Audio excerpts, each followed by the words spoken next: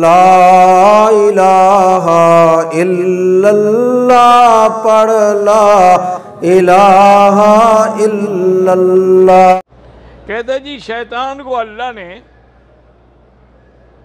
ایک پیدا کیا ہے، تو اب ہر انسان کے ساتھ شیطان ہے، تو شیطان دو قسم کے ہوتے ہیں نا، من الجنۃ والناس، جنوں سے بھی ہوتے ہیں اور انسانوں سے بھی ہوتے ہیں۔ انسانوں سے تو آپ موجود ہیں نا الحمدللہ، کمی کیسے ہو سکتی ہے؟ جنوں کا بھی تو ایک بڑا تھا نا، آگے اس کی بھی تو اولاد ہے نا، ذریہ ہے اس کی۔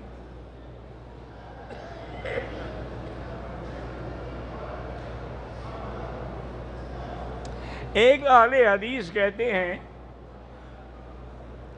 کہ فجر کی نماز ظہر تک ہو جاتی ہے، کیونکہ ایک دفعہ حضور کی آنکھ نہیں کھلی اور حضرت بلال نے بھی نہیں جگایا۔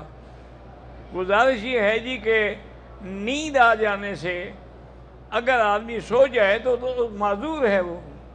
اور پھر یہ ہے کہ یہ حدیث بہرحال ہم نے نہیں پڑھی کہ حضور پاک نے کبھی ظہر کو پڑھی ہو فجر کی نماز۔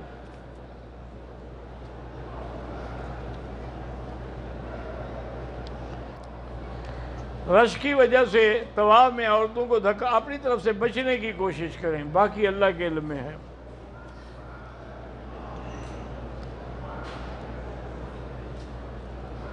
نفلی طواف اگر کرنا ہے، افضل وہی ہے جو آپ اوپر کریں گے، کیونکہ جتنا مشقت ہوگی، محنت ہوگی، اتنا ثواب زیادہ ہوگا۔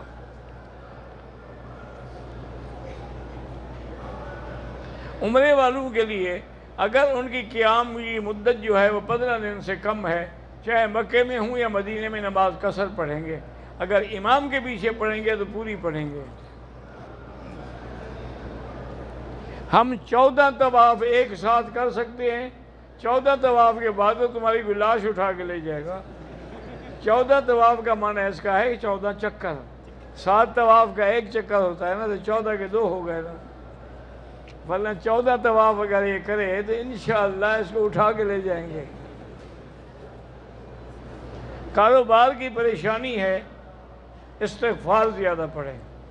اگر 2000 دفعہ روز استغفار پڑھیں تو اللہ رزق کے دروازے کھول دیں گے۔